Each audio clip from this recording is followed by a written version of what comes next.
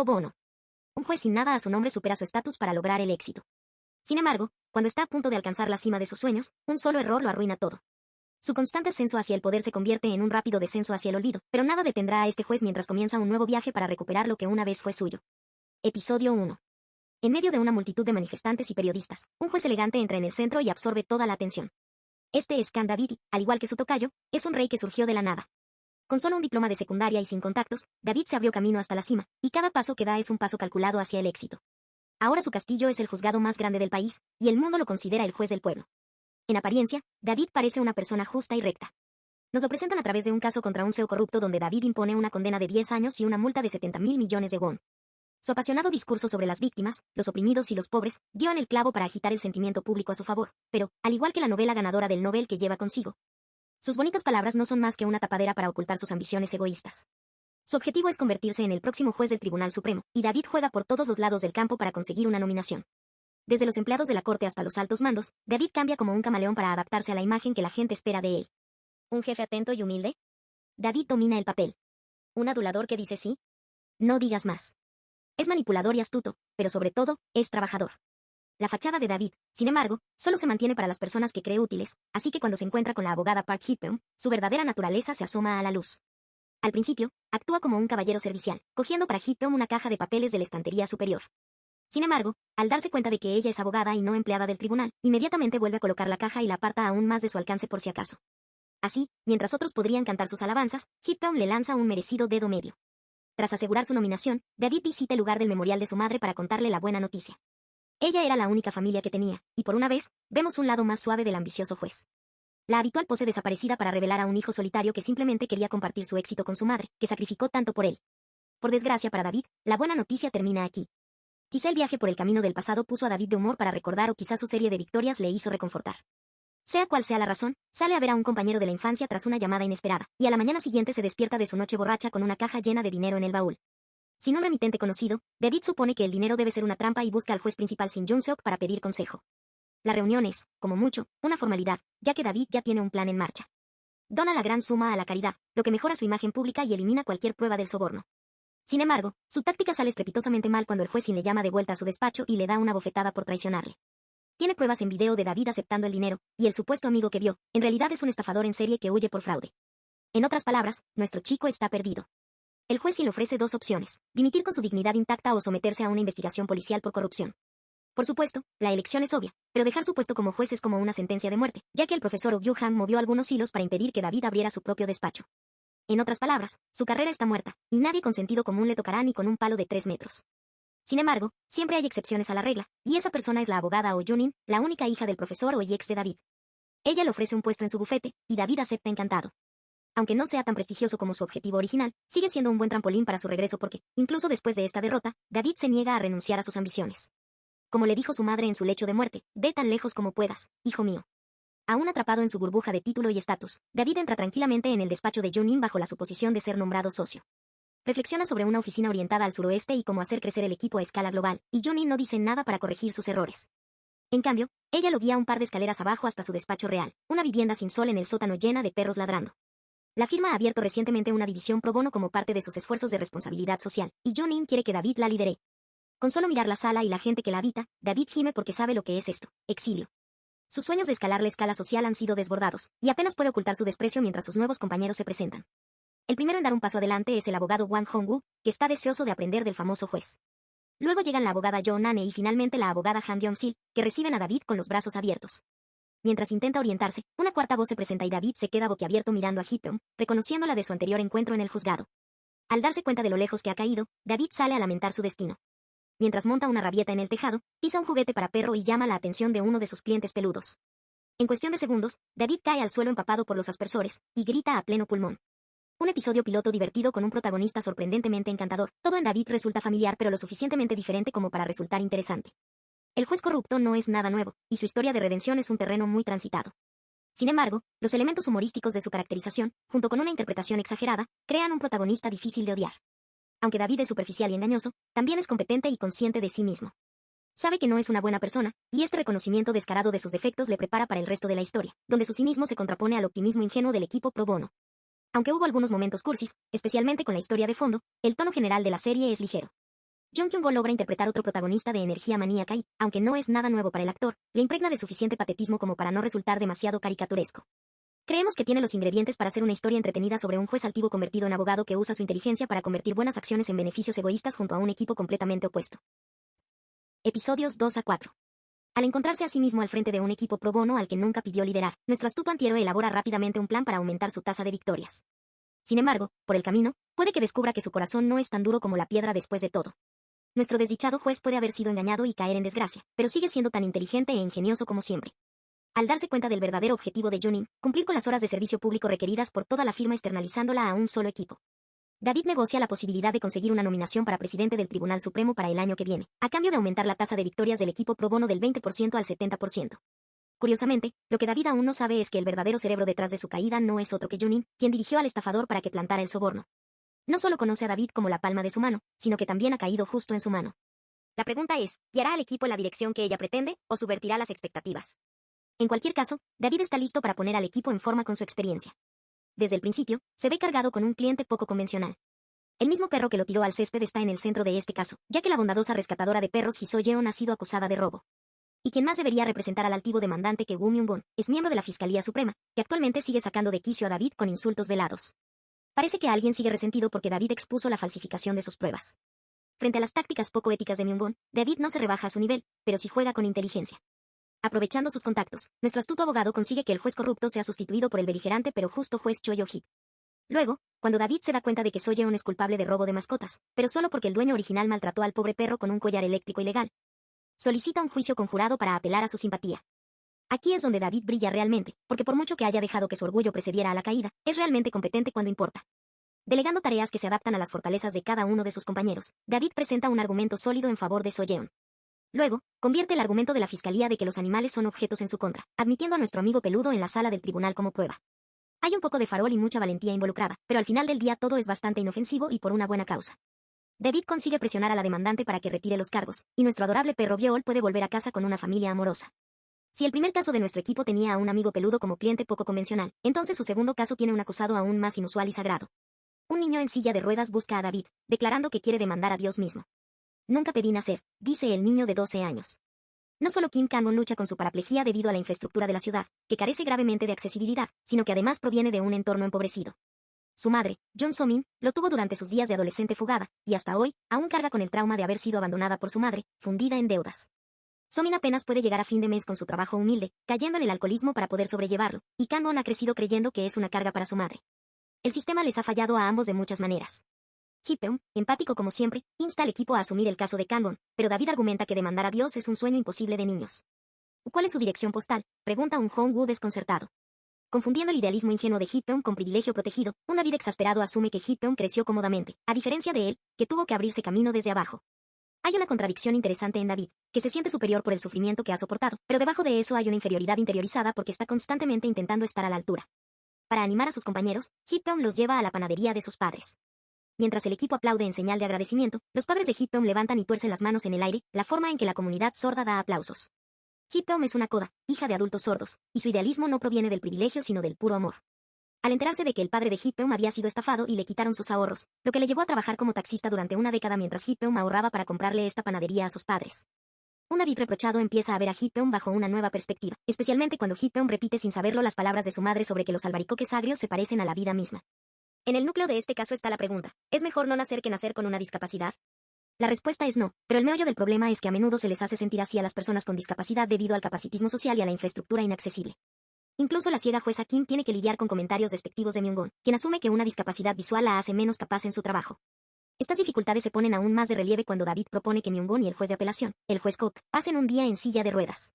Es apenas una fracción minúscula de la discriminación y las dificultades que enfrentan las personas con discapacidad cada día, y sin embargo, solo 2 kilómetros después, están tirando la toalla.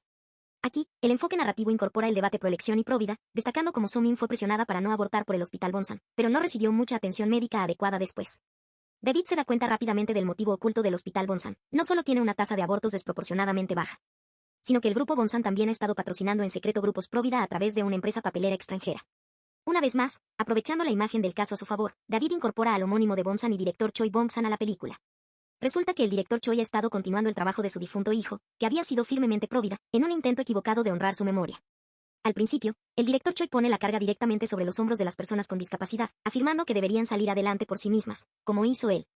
Sin embargo, las sinceras súplicas de Kang-won, junto con una conexión inesperada y duradera a través de un juego de Go Online, hacen que el director Choi se detenga. Al fin y al cabo, Kang-won solo quiere poder vivir como los demás niños, gracias al apoyo de instalaciones accesibles como las escuelas de educación especial. En un mundo donde las masas priorizan sus propios derechos de propiedad sobre los derechos humanos de grupos marginados, lo que las personas con discapacidad necesitan es comprensión e integración, en lugar de que se les imponga prejuicio y asimilación. El caso finalmente se resuelve con el cambio de opinión del director Choi y la oferta de adopción a Somin, lo que quizás sea un lazo demasiado ordenado para cerrarlo todo. Pero quizá eso sea un comentario en sí mismo, reflejando cuánto trabajo queda por hacer. Las acciones individuales pueden marcar la diferencia, pero en última instancia la sociedad en general necesita un cambio fundamental, tanto en la infraestructura social como en la mentalidad de las personas, para lograr un progreso realmente significativo para las personas con discapacidad y sus respectivas comunidades. En última instancia, este caso demuestra lo dañina que puede ser la retórica próvida para quienes realmente tienen que vivir las consecuencias. Ser proelección no consiste en recurrir a la eugenesia, como argumentaba Myung-gon. Más bien, se trata de otorgar a las madres la autonomía que merecen, y asegurar que los niños tengan suficiente apoyo para crecer bien, independientemente de su origen. Toda vida es preciosa, pero hasta que la sociedad y su gobernanza realmente se esfuercen en construir un sistema de apoyo equitativo y no discriminatorio, esas palabras no son meras frases vacías. Kang-won planteó un punto dolorosamente real. A la sociedad le gusta cuando las personas con discapacidad parecen lamentables. Quizás sea para sentirse mejor consigo mismos, o para mantener a los grupos minoritarios firmemente afastados, pero lo más común en la sociedad es la idea de la víctima perfecta. Por supuesto, tal cosa no existe, todos somos humanos, inevitablemente imperfectos y, sin embargo, capaces a nuestra manera. Otra frase que llamó especialmente la atención fue el lamento de Hee-peon de que la buena voluntad debe demostrarse, ya que la gente opera bajo la suposición del egoísmo. Creo que es un buen y oportuno recordatorio para difundir la bondad y dar el beneficio de la duda a los demás. No hay daño en ver el mundo desde una perspectiva caritativa. Mientras que uno podría perfectamente dañar a otros asumiendo mala fe. Por cierto, nos está gustando mucho el personaje de Hee-peon. Desde su entusiasmo nerd hasta su increíblemente genial baile con la espada, Hee-peon es completamente entrañable, y aunque puede ser un poco demasiado idealista, lo compensa con creces con su pura diligencia. Encanta que lo que al principio parece migajas de romance entre Hee-peon y David se convierta rápidamente en fanáticos que se transforman en desilusión y luego en admiración renuente otra vez. Todo se cierra con la revelación de que fue David quien declaró exento de responsabilidad al padre de Hee-peon por sus deudas. David incluso intentó comunicarse en lenguaje de signo simple, lo que inspiró a Hee-peon a seguir el camino de un abogado justo. Episodios 5 a 6. El orgullo precede a la caída, y el prejuicio precede a una revelación aleccionadora de la propia hipocresía. Nuestro equipo se enfrenta a un caso que se vuelve cada vez más angustioso con cada nueva revelación, obligándonos a todos a replantearnos lo que realmente significa encontrar un hogar en un país. Nuestro caso de la semana comienza con una sesión comunitaria de fútbol, en la que David mete la pata en la boca en lugar de salir a la pista cuando asume que el equipo contrario está compuesto íntegramente por extranjeros. Lo corrigen rápidamente, pueden ser mestizos, pero todos son coreanos de pies a cabeza. En el equipo de animadoras está Kaya, que entra en la oficina de nuestro equipo como su próxima clienta. Proclamando que su marido se ha vuelto abusivo por sospechas infundadas de que le está siendo infiel, Kaya expresa su deseo de divorciarse. Pero David, cínico y desencantado, asume que Kaya simplemente pretende explotar el sistema. Al fin y al cabo, los extranjeros solo pueden mantener su visado si se divorcian mediante juicio, y no por mutuo acuerdo. La actitud segura de sí misma de Kaya parece contradecir la observación de Jong-sil de que su ropa de marca son imitaciones hechas a mano, así que nuestro equipo realiza una excursión al pueblo multicultural de Yangchon, donde vive. Allí, las discrepancias solo se vuelven aún más evidentes. Una narrativa pinta a Kaya como obediente y trabajadora, mientras que otra mancha su reputación con rumores de promiscuidad y popularidad entre los hombres. Es precisamente este cotilleo de pueblo lo que toca una fibra sensible en David, que desprecia a la gente del pueblo como egoísta y snob, pero claramente habla desde sus propias experiencias amargas. Hee-peon se da cuenta, y ella señala que David ahora tiene el poder de ayudar a los aislados y desamparados, en otras palabras, la posición en la que él estuvo. Al principio, la historia de Kaya se desarrolla como cabría esperar. Es nora del gobernador del pueblo, que la casó con su hijo a cambio de un techo sobre su cabeza. Las conexiones y la corrupción hacen que los altos mandos ordenen al equipo que abandone el caso de Kaya, y así David, que nunca es de los que se le dicen qué hacer, cambia abruptamente de opinión y acepta el caso. Frente a la retórica proteccionista y anti-extranjeros de los altos cargos, que lamentablemente refleja un sentimiento común en la sociedad, Junin apoya sorprendentemente a David. Resulta que, tras recibir el video del soborno de la caja de manzanas de David de un número anónimo, Hee-peon conectó los puntos, supuso que Junin ya lo sabía y fue directamente a Junin para negociar. La conversación reflexiva de Hee-peon con su padre lo dice todo, quiere creer en David y, para ello, quiere que demuestre su valía en el equipo. Y David hace precisamente eso. Primero, se aferra a las discrepancias en la historia de Kaya y descubre la verdad, todo ello mientras le organiza alojamientos más seguros. El marido de Kaya efectivamente le había infligido violencia por celos, pero el verdadero agresor, que hizo que Kaya corriera al farmacéutico a por pastillas anticonceptivas al día siguiente, había sido el suegro de Kaya. Las cerraduras de la ventana de Kaya no servían para mantenerla dentro, sino para mantener fuera a los intrusos. El engaño de Kaya surgió de su deseo de escapar de sus suegros abusivos y vivir tranquila, pero ahora que la verdad ha salido a la luz, el caso se altera en contra del gobernador del pueblo tras probar su crimen con pruebas de ADN. ¿El resultado? Aparentemente, entra el único abogado contrario en la ciudad. Y, por supuesto, es mala noticia. Myung-gon argumenta que el matrimonio fue fraudulento porque Kaya había dado a luz en su país antes de casarse en Corea. Con eso, Kaya no tiene más remedio que admitir que su bebé fue fruto de un secuestro adolescente, agresión sexual y embarazo no deseado. Y si te preguntas si este caso se está volviendo un poco exagerado con sus giros argumentales tras giros, desafortunadamente la historia de Kaya se basa casi enteramente en un caso real del Tribunal Supremo. Hace que los argumentos de David, que critican la culpabilización a las supervivientes de agresión sexual junto con la vergüenza y el miedo que a menudo se ven obligadas a soportar, resulten aún más difíciles. No hace falta decir que es excesivamente cruel exigir que Kaya esté obligada a revelar su experiencia traumática. El juez lo dice y concede el divorcio. Pero Myung-gon recorre la decisión, obligando a Kaya a contar cada detalle de su horrible pasado ante otro juez. La primera sentencia queda anulada, el matrimonio fue anulado. La culpabilización de la víctima continúa, y el atroz violador, aprovechándose de la excusa de una capacidad mental disminuida, queda libre con una condena suspendida, junto con meros servicios comunitarios y educación en rehabilitación. Es repugnante de ver, y desafortunadamente demasiado realista. Cuando la apelación final del equipo es rechazada casi de inmediato, nada menos que por el juez presidente Sin, David cambia rápidamente de rumbo, señalando la hipocresía del gobierno coreano al defender los derechos humanos cuando apenas protegen a los extranjeros que realmente viven en el país. David utiliza esta misma contradicción como base para solicitar asilo en nombre de Kaya. ¿Quiere Corea ser un país que indulta a delincuentes sexuales y deporta a inmigrantes extranjeros? ¿O quiere ser un país que proteja los derechos de todos sus residentes? Es una batalla cuesta arriba, y quizá incluso perdida, pero la proactividad de David al liderar esta pelea habla de su desarrollo de personaje.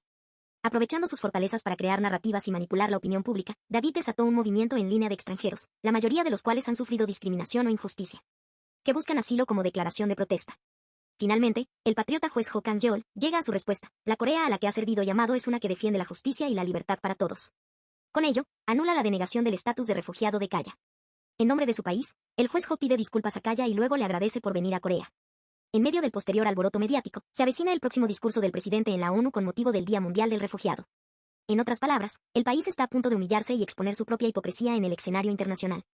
Presionado por lo que está en juego, el abogado contrario llega a un acuerdo con David para cerrar el caso en silencio, aceptando proporcionarle a Kaya un visado de trabajo y oportunidades laborales. En la sala del tribunal, el vil gobernador está a punto de recibir una condena merecidamente dura por parte del juez de la Parca, conocida por detestar con razón a los criminales sexuales. Y por garabatear el carácter de morir en su blog de notas, ja. En cuanto a Kaya, con su extraordinaria resiliencia y buen corazón, decide vivir una vida para sí misma con renovada confianza. Una vez más, la narrativa entrelaza hábilmente críticas mordaces en su representación contundente de la desigualdad social y la estratificación, acorde con un guión escrito por un ex juez con más de 20 años de experiencia. La serie puede que no siempre cumpla con su ejecución. Sentimos que las escenas en la sala del tribunal se exageraron un poco demasiado para el drama. Pero los mensajes que transmite son consistentemente incisivos y oportunos. Por desgracia de nuestro héroe, se están gestando problemas. El padre de Junin, el presidente Oh Gyu-hang, siempre ha tenido hambre de poder, y acaba de ordenar a Junin que disuelva el equipo pro bono. Mientras tanto, un chequeo médico obligatorio revela la extraña reacción de David ante la anestesia, lo que lleva a Hee-peom a descubrir la verdad del video del soborno de David. Quizá ella sea la clave para descubrir el plan. David puede estar decidido a mantener distancia del resto del equipo, pero poco a poco empieza a aprender el valor de la conexión humana. Justo cuando están reavivando la bondad justa que él reprimió para sobrevivir en un mundo despiadado. Episodios 7 a 8. El precio de la fama es muy alto, y el caso de esta semana examina los estándares injustamente altos a los que suelen ser sometidos las celebridades. Como si la industria no fuera ya lo suficientemente corrupta, la explotación que soporta nuestro cliente afecta mucho más a casa. ¿La sangre es realmente más espesa que el agua? ¿Y qué significa la familia? Retomando justo donde lo dejamos, esta semana comienza con la revelación de Hee-peom. Mientras estaba bajo anestesia, David sin saberlo montó un escándalo que parecía exactamente igual que en el video del soborno. Habiendo crecido con padres sordos, Hee-peom está acostumbrada a observar de cerca las expresiones faciales y gestos de las personas, lo que significa que capta inmediatamente la discrepancia de comportamiento. Sin embargo, no tienen tiempo para darle vueltas, porque se avecinan malas noticias. El presidente O acaba de emitir un aviso de disolución, lo que significa que todo el equipo pro bono está sin trabajo. Nunca se echa atrás, David irrumpe directamente en la oficina del presidente O para exigir una explicación.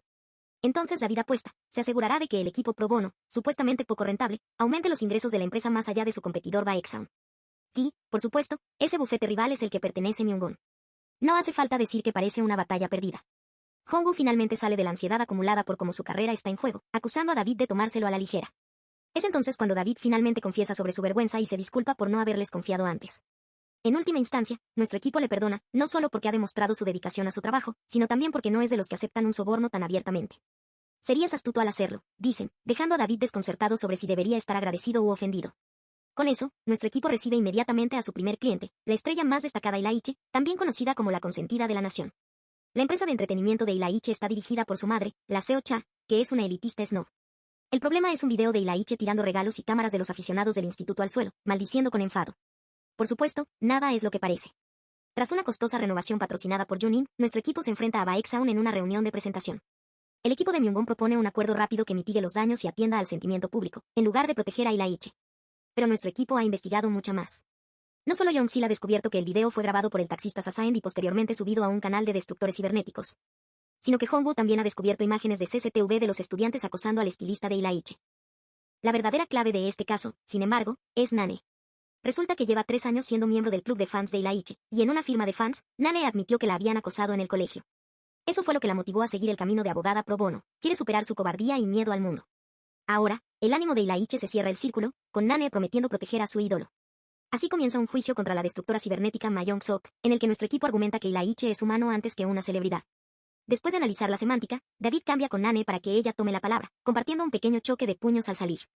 Entonces Ilaiche aparece, disculpándose por su arrebato y desafiando al destructor cibernético a decirle sus comentarios malintencionados en voz alta a la cara. Para sorpresa de nadie, no puede. Desgraciadamente, la lucha aún no ha terminado. De hecho, esto es solo la punta del iceberg.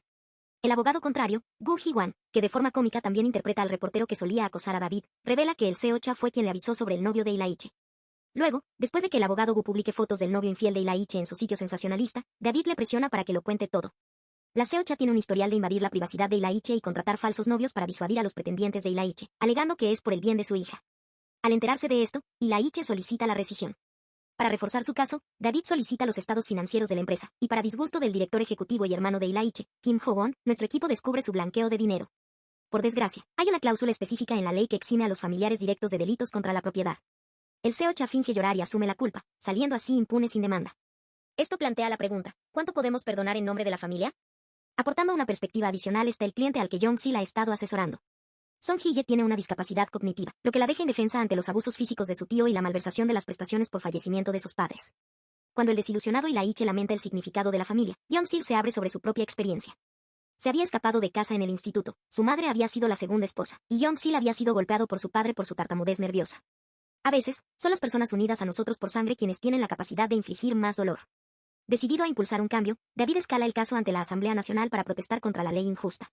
Mientras tanto, bajo las instrucciones de Myungwon, el Seo-cha convoca una rueda de prensa para llorar lágrimas de cocodrilo, culpar a Ilaiche de estar loco por los chicos y colgar a Ho-won por su malversación. Está claro que es un engaño para manipular la opinión pública y exprimir la simpatía por los sacrificios de una madre, a pesar de hacer justo lo contrario al explotar a sus hijos para beneficio propio. Para desenmascarar al Seo-cha de una vez por todas, David llama a un testigo. Entra el guapo Kang Mina, un dependiente de una tienda de lujo. Resulta que en realidad es la Seo-cha la que está loca por los chicos, enamorada del aspecto de Mina, le dio una tarjeta de empresa y le compró un piso. Excepto que Mina decidió testificar porque David amenazó con demandarle por cómplice de malversación porque el Seo-cha incumplió con el apartamento y se lo dio a un empleado del bar anfitrión en su lugar. Jaja. La multitud se vuelve loca y, de forma divertida, el drama acentúa su propia dramatización al hacer que el presidente de la Asamblea Nacional recuerde a nuestros abogados que no están en una sala de juicios. Una vez que el revuelo se calma, Ilaiche habla en nombre de los miembros de su club de fans, que también son víctimas de delitos familiares contra la propiedad. Sin embargo, incluso mientras ella defiende su derecho a buscar justicia, Ilaiche claramente se enfrenta a la culpa por haber emprendido acciones legales contra su madre. Después de todo, la Seo-cha había protegido a sus hijos pequeños del abuso de su padre y, a su vez, Ilaiche decidió hacer la vista gorda ante la malversación de su madre. Pero un crimen es un delito, independientemente de los lazos familiares. Un mes después, la ley es declarada inconstitucional, en una sentencia histórica que también se dictó en la vida real. A partir del 31 de diciembre de 2025, la disposición especial queda oficialmente abolida, permitiendo a las víctimas de delitos contra la propiedad familiar solicitar una compensación. Por fin liberado, Ilaiche se libera de las garras de su madre. Nos encanta que Ilaiche conecte con los padres de Hippeum usando el lenguaje de signos que aprendió para un proyecto cinematográfico. Este caso resumió perfectamente la agitación emocional de alejarse de la toxicidad de un familiar a pesar del amor y gratitud que uno siente hacia él, sirviendo como recordatorio de que, a veces, debemos ponernos a nosotros mismos en primer lugar para forjar nuestro propio camino y vivir la vida al máximo. Sin embargo, los tiempos de paz nunca duran demasiado en el mundo del drama. Ya se avecina una nueva tormenta. El último cliente de nuestro equipo revela que su padre murió debido a un abuso de poder por parte de un juez y manipulación de un juicio. Y ese cliente no es otro que Yoo Hae-beom, el estafador de las cajas de manzanas. Oh, no. Nuestro equipo apenas ha empezado a confiar de verdad en David y a aceptarlo en el equipo, lo que preocupa cuánto sacudirá esta acusación su fruncido lazo. Los flashbacks que hemos visto de la madre de David la muestran trabajando y sufriendo hasta sus últimos momentos, lo que nos hace preguntar si David fue demasiado lejos para asegurar que se hiciera justicia. Aún así, el David que conocemos es mucho más propenso a utilizar lagunas legales y jerga legal para replantear la ley a su favor, no para romperla por completo. También nos preguntamos si esto significa que Hae-beom está empezando por su cuenta. Junin, aprendiendo de su padre avaricioso y capitalista, es más que capaz de sembrar las semillas para que la gente cree sus propias debilidades. Pero con la presidenta o actualmente presionando al equipo pro bono, dudamos que esté añadiendo otra variable volátil más a la mezcla. A menos que esté jugando una estafa aún mayor y más larga. Suponemos que tendremos que esperar y descubrirlo. Episodios 9 a 10. Un caso resacado del pasado divide a nuestro equipo pro bono en líneas opuestas, obligándoles a reevaluar todo lo que creían saber sobre su líder. Pero ¿cuál es la verdad? ¿Y hasta dónde puede llegar la moralidad justa antes de que las líneas empiecen a difuminarse? Echando al estafador de la oficina para una conversación lejos de oídos curiosos, Hee-Beom se defiende frente al hombre arrogante, negándose a asumir la culpa de David. Pero Hae-Beom le entrega un montón de pruebas y luego se entrega audazmente a la policía porque está buscado por fraude. Una forma de protegerse de otras formas de represalia, quizá. En cualquier caso, la historia es la siguiente. El padre de Hae-Beom, Joe Bachman, había sido el director general de una fábrica de papel, hasta que se declaró un incendio en la fábrica debido a un cortocircuito y a rutas de escape de incendios inadecuadas. Resultó en una víctima, un joven estudiante de instituto. Durante el juicio, David concedió inmediatamente la fianza al gerente de la fábrica, cambiando en cambio al acusado al CEO Joe. Después, David alertó a los periodistas sobre la horrible tragedia y, en medio del revuelo mediático resultante, condenó al CEO Joe a un máximo de 7 años. Pero el CEO Joe había muerto en prisión, supuestamente por la ira contenida por su injusta condena. Resulta que fue el presidente o quien animó a Hae-Beom a dar el paso. Peor aún, parece que el jefe Sin, ahora juez del Tribunal Supremo, está implicado en la colusión. ¿Recuerdas al viscoso CEO Hank del primer episodio? Desgraciadamente, el jefe Sin acaba de usar su nuevo poder para revertir ese veredicto de culpabilidad. Y a juzgar por la reacción consternada de Jong-sil ante la noticia, parece que el CEO Han podría ser su horrible y abusivo padre. Cuando el presidente presiona al equipo pro bono para que tome el caso de Hae-Beom, Hee-Beom insiste en escuchar toda la historia de David. Y así David finalmente se abre. El codicioso CEO Joe había provocado que la madre de David perdiera la mano en un accidente laboral. Park Jo no retrata la angustia del joven David de forma desgarradora. David había renunciado a la universidad y lo había puesto todo en una demanda que resultó inútil, y solo después de que su madre falleciera finalmente llegó a donde está hoy. Pero esta serie es tan buena sentando las bases. Cuando David niega haber atacado al CEO Joe, Hee-Beom y Hong-woo se dan cuenta de que David recurre a mecanismos de defensa que revelan sus mentiras, porque muestra todas las señales que les enseñó a detectar antes. Eso hace que la actitud de David cambie de inmediato, y con una sonrisa ladeada, admite haber manipulado el juicio. No, es tan obvio que se está poniendo un escudo de armadura para ocultar sus verdaderos sentimientos. En cualquier caso, comienza el juicio contra David. Cuando nuestro equipo se da cuenta de que el juez presidente le debe un favor a David, organizan un cambio en el juez presidente con la ayuda de las setas raras de Jong-sil. Esa parte es igual es divertido y agridulce que hayan aprendido también de David, hasta el punto de que ahora usan sus propias tácticas contra él. Desgraciadamente, eso no es todo. Cuando llega el turno de Hong-woo para liderar la discusión, presenta un documento interno clasificado que demuestra la persistencia de David en ser asignado al mismo distrito que la fábrica del CEO Joe. Habiendo notado previamente a Hong-woo entrando en la oficina del presidente Nane se disfraza de conserje para capturar pruebas de su colusión. Y pensándolo bien, el juez tampoco cuestionó el documento, todos están confabulados. Eso sí que es un esfuerzo dirigido para arrastrar a David hacia abajo. Todo esto plantea la pregunta, ¿hasta qué punto es permisible doblar las normas y cuando cruza la línea hacia una colusión poco ética? En cuanto a Nane, empatiza con David independientemente de sus métodos. ¿No es importante tener a alguien que luche contra los poderosos y pronuncie sentencias duras a quienes de otro modo saldrían impunes? A eso, Jong-sil ofrece una perspectiva contraria. Si la justicia se logra rompiendo las reglas, entonces la oposición no aceptará su pérdida. En cambio, jugarán igual de sucio, creando un círculo vicioso. Pero si el mundo en sí es injusto, ¿qué más se puede hacer? Es un buen punto de discusión, porque hemos pasado los últimos 8 episodios animando cuando David supera la rigidez de la ley y la corrupción de los ricos. ¿Es aceptable? ¿O está caminando por la línea entre defender la justicia y convertirse en igual que los que desprecia? El juicio continúa y entra Junin como la abogada de David.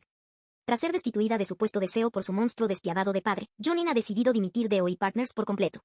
Luego demuestra exactamente cómo llegó tan alto, derribando inmediatamente todos los argumentos de la acusación con una lógica incisiva. Al mismo tiempo que todo esto ocurre, los padres de Hee-Beom se ven envueltos de repente en un aviso de cobro de deudas. Al revisar sus registros de exenciones, Hee-Beom se da cuenta de que el juez había sido David. Al reunirse fuera de la corte, Hee-Beom se abre con David sobre cómo él había sido su modelo a seguir después de dar esperanza a toda su familia. Con lágrimas acumulándose en sus ojos, Hee-Beom le suplica sinceramente, suplicándole que le diga la verdad. Pero David sigue a la defensiva y la provoca para que le desafíe en los tribunales. Por mucho que actúe de forma indiferente e insincera, David no parece del todo indiferente a las súplicas de Hee-Beom. De vuelta en la sala del tribunal, Hee-Beom interroga a David, sacando su pasado a la luz. ¿No era su sed de venganza contra el CEO Joe lo que le impulsaba? De repente, David lo admite, nunca ha olvidado la injusticia cometida contra su madre. Así es, no merezco ser juez, declara David. Soy culpable. Uf, qué situación tan horrible para todos ellos. Entiendo de dónde viene Hee-Beom, porque ella se acerca al mundo con una sinceridad que quiere ver lo bueno en todos. Esa es toda la razón por la que se acercó a David en primer lugar, porque vio su sinceridad genuina en la sala del tribunal, y por eso se había alterado tanto con el video del soborno. Porque no podía soportar la posibilidad de que él pudiera ser corrupto. También es por eso que Hee-Beom es tan insistente en intentar escuchar una respuesta sincera del propio David, porque quiere creer en su sinceridad y carácter. Creemos que aquí es donde el idealismo de Hee-peong juega en su contra. Es tan amable y honesta que busca confiar antes que dudar de las intenciones de los demás. Lo que la lleva a tomar ciertas cosas al pie de la letra un poco demasiado a menudo. Es casi como si la idea de una invención o una conspiración adicional no se le ocurriera hasta que se presentan pruebas. Esto la mantiene 2 pasos por detrás de los planes de los demás y, irónicamente, es esta fe innata en la humanidad la que hace que su fe en quienes la rodean, como David, flaquee cuando se ve sacudida. Por mucho que el idealismo justiciero del equipo pro bono pueda resultar cansino, también nos sentimos igualmente frustrado por la negativa de David a hacer otra cosa que opaco con su equipo. Sí, los está alejando a todos como mecanismo de defensa, pero desestimar abiertamente sus intentos de conectar y menospreciar su beneficio de la duda equivale a ridiculizar su sinceridad. Aunque podrían esforzarse un poco más por ver más allá de su fachada, David empezó con mal pie con ellos, lo que hace que su personalidad arrogante parezca más probable para el equipo que para nosotros, espectadores, que hemos tenido la ventaja de ver su perspectiva comprensiva. Al mismo tiempo, David es un personaje tan fascinante. Es tan hábil leyendo y manipulando a la gente, pero eso nunca fue un rasgo inherente. Había desarrollado estas habilidades por pura necesidad. Y eso es tanto admirable como triste a su manera. Dado lo astuto que es al pensar siempre 5 pasos por delante, estamos casi seguros de que estas reacciones emocionales que provoca en el equipo pro bono son totalmente calculadas e intencionadas. Estamos deseando ver cómo se desarrolla toda la estrategia de David. Parece que está actuando por su cuenta, pero quizá esta sea su forma indirecta de trabajar con sus compañeros. ¿Y qué es eso de que Junin finalmente se disculpe con David por su ruptura, ya que el presidente o la había obligado? No creo que haya lugar para el romance en esta historia, pero me gusta la capa adicional que esto añade a su intrigante y compleja dinámica. En lugar de que Junin sea la mente maestra del soborno, empieza a parecer que el presidente o el juez jefe conspiraron para derribar a David. Y Junin simplemente vio la oportunidad y se lanzó para impulsar su visión para el equipo pro bono. Junin es una fuerza a tener en cuenta, especialmente en el juzgado junto a David, y esperamos que podamos ver más de esta pareja de lengua afilada. Episodios 11 a 12, final. Lleno de corazón y esperanza hasta el final, Pro Bono cierra sus hilos argumentales en un final satisfactorio que hace justicia y se mantiene fiel a todos sus personajes. Es la culminación de todo lo que han aprendido y por lo que han trabajado, y una reafirmación de los ideales que les mantienen fuertes contra las corrientes de corrupción. Sin querer aceptar la admisión de culpabilidad de David al pie de la letra, Hee-peong insiste en interrogarle en cada paso del camino. La intención no equivale a acción real, argumenta. Ante eso, David admite que no sabe con certeza si su venganza influyó en el juicio. Lo que sí puede decir, sin embargo, es que le detuvo en seco. Las angustiadas súplicas de la esposa del CEO Joe hicieron que David se diera cuenta de que él se ha convertido en quien tiene el poder. Y debe tener cuidado de no convertirse en los mismos que desprecia. En ese sentido, encanta lo consistente que son las reacciones del equipo ante esta situación, y realmente habla de la fuerza del guión. Hongwoo admiraba y confiaba profundamente en David, siguiendo sus pasos incluso cuando los demás dudaban de él, lo que a su vez hizo que la traición le doliera aún más. Nane siempre ha estado impulsada por sus emociones por encima de todo, lo que naturalmente genera empatía por David. Yeon-sil, siempre el pacificador amable, aporta una voz de razón para mediar cualquier conflicto que se cierne. Y Hee-peong, idealista y diligente, forja un camino para descubrir la verdad. Para ello, el equipo pro bono se reúne con la madre de la víctima del instituto. Resulta que la foto del Ramyun en taza era genuina, simplemente la policía y la fiscalía lo ignoraron. Impulsados por una fe renovada en David, el equipo retoma su línea de preguntas durante el juicio pasado. En el tribunal, Hee-peong presiona al director de la fábrica. El plazo de prescripción ha expirado, pero puede ser considerado responsable de perjurio. ¿Realmente quiere mantener la mentira? Con eso, el encargado se derrumba. El CEO explotador Joe había ordenado cerrar la puerta lateral con llave para que no pudiera haber robos. Y así fue como se selló la única vía de escape viable para el estudiante de instituto. Es exactamente lo que David había intentado demostrar con sus interrogatorios dirigidos como juez, y ahora Hee-peong finalmente ha conseguido lo que antes había fallado. En su declaración final, David habla con franqueza sobre su conciencia como juez frente a su venganza contra el CEO Joe. Hasta hoy, no puede decir con certeza cuál estuvo en primer plano durante el juicio, así que pide al tribunal que decida. Quizá a su manera, David quería que el equipo pro bono, sus aliados más cercanos, también le juzgara con justicia. Al final, la fiscalía retira los cargos porque parece que la batalla está perdida para ellos. Y vaya, resulta que nuestro doble agente Hongwoo escuchó a su conciencia y dio información falsa al actual CEO de OI Partners. Nuestro equipo pro bono se mantiene fuerte. Pero eso también significa que el CEO infantil despide a todo el equipo, obligándolos a mudarse a una oficina temporal. Peor aún, Myung-gun demanda a David por daños y perjuicios en nombre del incorregible CEO Han. ¿Por qué Myung-gun guarda tanto rencor a David? Te preguntarás. Todo empezó en sus días de aprendices judiciales, cuando Myung-gun sentía un amor por Junin, pero ella fue directa a David. Eso es tan mezquino y totalmente acorde con el personaje de Myung-gun. En cualquier caso, comienza el juicio contra el CEO Han, y encanta que David consulte con Yeon-sil antes de continuar. Con eso, Yeon-sil da un paso adelante valientemente para interrogar a su padre abusivo. Luego, reprimiendo su miedo y respuesta traumática que le penetra en los huesos, en una interpretación cruda y profundamente conmovedora de Jung Nam-oh, Yeon-sil revela una grabación del CEO Han golpeando brutalmente a sus secretarias. Estamos tan orgulloso de Yeon-sil. Sabiendo que hay demasiados compinches confabulados, David presenta una grabación, cortesía de Junin, de una conversación incriminatoria entre el juez presidente Sin y el director Oh. Luego usa eso como pretexto para llamarlos audazmente a ambos a la corte. Ja, nunca cambies, David. Cuando nuestro terrible trío mueve hilos para que el caso sea reasignado a su amigo el juez Kim, David pide una semana para llevar a los 3 a juicio. Al juez jefe Sin y al CEO Hank, David envía videos deepfake con IA donde se traicionan en secreto, creando un dilema de prisionero para explotar su desconfianza. El plan funciona, y el CEO Hank cede en el tribunal, exponiendo al juez presidente sin por haber ofrecido un acuerdo primero. En cuanto al director, él sostiene la zanahoria del puesto de juez presidente Sin. Si David ocupa el puesto vacante, por fin podrá cumplir su sueño de convertirse en presidente del Tribunal Supremo. David aparentemente acepta, pidiendo que el director asista al juicio a cambio. Luego David pone la grabación de la oferta de soborno del director para que toda la sala del tribunal escuche. Además, el director había conspirado con el CEO Han no por interés público como afirmaba, sino para llenarse los bolsillos con ingresos exorbitantes. No hace falta decir que los periodistas se lo pasan en grande. En un flashback, vemos que David había dejado el anillo de su madre en su altar, reflexionando sobre su viaje. En el camino, había perdido de vista las verdaderas razones por las que quería convertirse en presidente del Tribunal Supremo. Y ahora, por fin está poniendo las cosas en orden. Con la victoria asegurada, nuestro equipo pro bono, incluido David, comparte un momento triunfal con su pose característica. Con eso, nuestro adorable equipo vuelve a su antigua oficina, con setas y todo. Es una pena que el director logre salir de la cárcel, pero al menos le echan de su asiento. Cuando Junin pregunta a su padre por qué no sospechó la traición de David, el director responde que hasta ese momento nadie había rechazado sus acuerdos. En cuanto a David, por fin consigue la oficina personal llena de luz solar que siempre ha deseado. Eso también incluye un puesto en el nuevo grupo de gestión de OI Partners. Lo que, por supuesto, incluye a Myung-gun.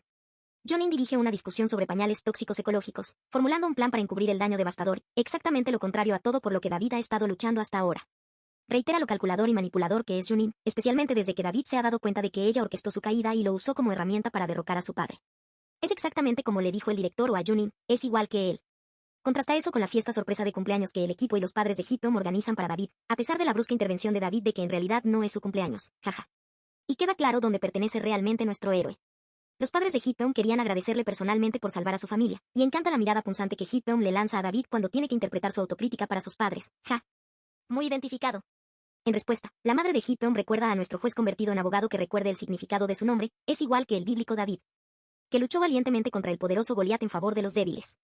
Resuena profundamente en David, y cuando Myung-gun profundiza en su plan de manipulación mediante asentamientos de dividir y conquistar.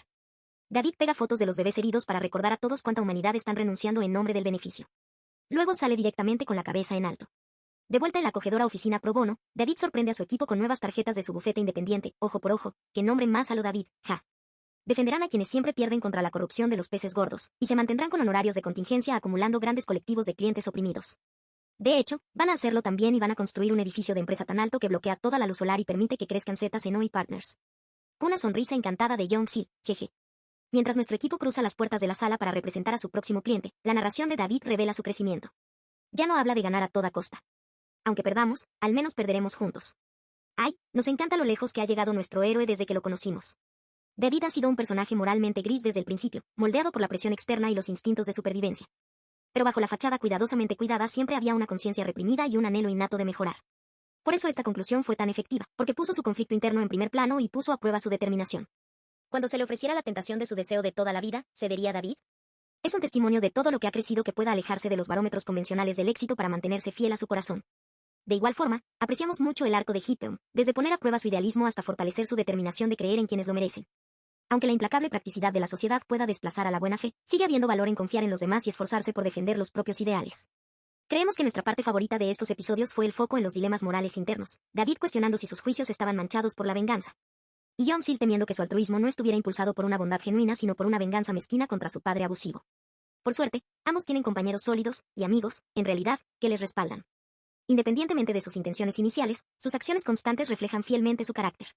En cierto modo, lo mismo puede decirse de Hong-woo, que ha madurado lo suficiente como para rechazar la oferta de David de un puesto más alto en la escala corporativa. Cualquiera puede desorientarse en las circunstancias correctas, o incorrectas, pero lo que finalmente elige hacer es lo que dice qué tipo de persona es realmente. Desde el principio hasta su despedida final, Pro Bono puso en primer plano cuestiones sociales pertinentes de manera cuidadosamente elaborada, que fue a partes iguales sensible y entretenida. No es un equilibrio fácil de lograr, pero el drama lo logró intercalando su pesado tema con un respiro en forma de momentos introspectivos más tranquilos, mientras desentrañaba su historia con ligereza y humor descarado.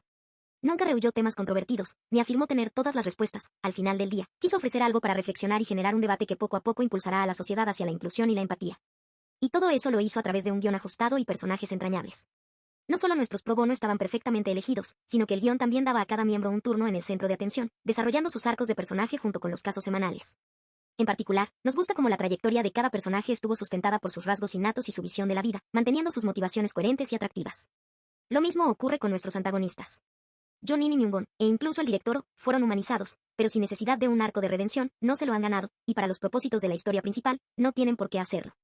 En cambio, actúan como contrapuntos defectuosos y realistas, lo que reluce aún más los pasos activos que nuestros héroes han dado para mejorarse.